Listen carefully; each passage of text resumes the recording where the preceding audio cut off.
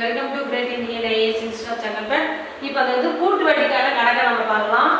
Wilson என்பவர் ரூபாய் 7500க்கு 4% கூட்டு வட்டி வீதத்தில் 2 வருடங்களுக்கான ஒரு அவர் பெறும் வட்டி தொகை எவ்வளவு அப்படின்னு கேட்டிருக்காங்க. சரியா?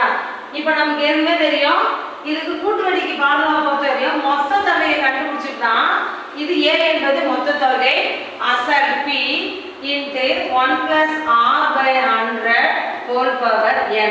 இது கூட்டு வட்டிக்கான formula. a equal to p into 1 plus r by 100 whole power n. இப்போ இதல p ஓட வேல்யூ எவ்வளவு கொடுத்திருக்காங்களா?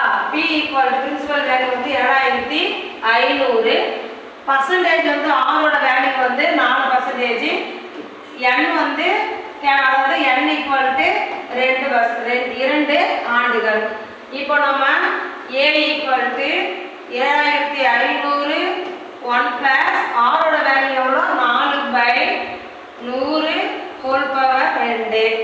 இப்போ 7500 into 104,000மா? ஒரு 104 into by 100 into 104/100. ஏன்னா 2 டைம்ஸ் இருக்கு.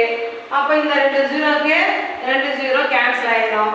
இது 25ஆல கேன்சல் பண்ணா 3 முறை, இங்க 4 முறை, இங்க இது 4 டேபிளால கேன்சல் பண்ணா 21. சரிங்களா? 2 முறை 26, 2 டைம்ஸ் வரல 26. அப்ப இது எல்லாத்தையும் 26 into 3, 26 into 3 6 18 மீதி 1 3 78. 78 கூட எது பெறணும்னா 104 into 78.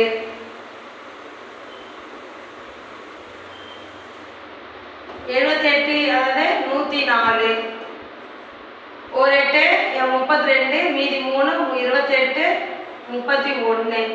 அதுக்கப்புறம் 0 0 8 7 2 1 12 அதாவது 11 இங்க 8 112 தான் இதுக்கு அதாவது அமௌண்ட், மொத்த அமௌண்ட். a equal to 8112. இப்போ 8112 மொத்த அமௌண்ட் எவ்வளோ? 7500. அப்போ பிரின்சிபல் நமக்கு இது தெரியும்னாக்கா CA கூட்டு வட்டி equal to a minus p. அப்போ 8112 இருந்து 7500 போச்சுன்னா மீதி 612.